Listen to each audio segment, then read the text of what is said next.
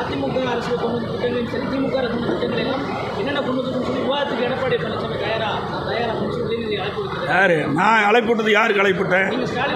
யாருக்கு அழைப்பு விட்டோம்? அப்போனா முதலமைச்சர் தான், அந்த நாட்டுடைய முதலமைச்சர் தான் பதில் சொல்ல வேணும். இவர் பதில் சொல்கிறதுக்குலாம் எங்காலும் நிறையா இருக்கிறாங்க. இங்கே இருக்கிறாங்க முன்னாள் அமைச்சர்லாம் நிறைய பேர் இருக்கிறாங்க. இவருக்கு என்ன தெரிய போகுது? அப்பாவோட மோசமாக இருக்கிற இவர் ஏதோ சவாலுக்காக பேசுகிற ஒழிய வாய்ச்சொல் வீரராக இருந்து பிரயோஜனம் இல்லை. அனைத்து இந்திய அண்ணா திராவிட முன்னேற்ற கழக ஆட்சியில் நிறைவேற்றப்பட்ட திட்டங்கள் இந்த ஒரு மாவட்டத்தில் மட்டும் நான் சொல்லியிருக்கிறேன். தமிழ்நாடு முழுவதும் ஏராளமான திட்டங்களை நாங்கள் நிறைவேற்றிக்கிறோம். திராவிட முன்னேற்ற கழக அரசு அமைக்கப்பட்ட பிறகு, திரு ஸ்டாலின் முதலமைச்சராக வந்த பிறகு என்னென்ன திட்டத்தை நிறைவேற்றப்பட்டீர்கள் அதுக்கு நான் கேள்வி கேட்டால் உதயநிதி பதில் சொல்கிறார். ஏன் முதலமைச்சர் எங்கே போயிட்டார்? அப்படின்னா திறமையில்லாத முதலமைச்சர்னு ஒத்துக்கிறாரா அவர்? நான் சொன்ன மாதிரி பொம்மை முதலமைச்சர் ஒத்துக்கிறாரா? நேற்று வந்து அதான் நான் ஏற்கனவே சொன்னமே. இன்றைக்கு தமிழக எல்லா மாநிலத்திலும் ஒரு முதலமைச்சர் தான் இருக்கிறாங்க. தமிழ்நாட்டில் தான் 4 முதலமைச்சர் இருக்கிறாங்க. அந்த அடிப்படையில் தான் உதயநிதி முதலமைச்சருக்கு பதிலாக பதில் சொல்லிட்டு இருக்காரு. முதலமைச்சர் சொல்ல வேண்டிய பதிலை முதலமைச்சர் தான் சொல்ல வேணும்.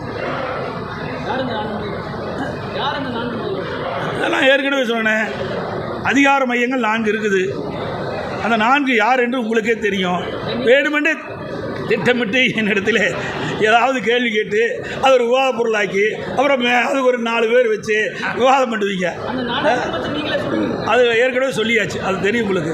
நேற்று வந்து சுகாதாரத்துறை அமைச்சர் வந்து அந்த யூடியூபர் இருப்பா விவகாரத்தில் வந்து என்னென்னு சொன்னார்னா, அவர் கொலை குற்றம் செய்யலை, காவல்துறை நடவடிக்கை எடுக்கலன்னு ஒரு அமைச்சரே சொல்கிறாங்க. என்ன இந்த யூடியூபர் வந்து அவர் தொப்புள் கொடி கட் பண்ண விவகாரத்தில் அது நீதிமன்றம் வரைக்கும் போயிருக்குது.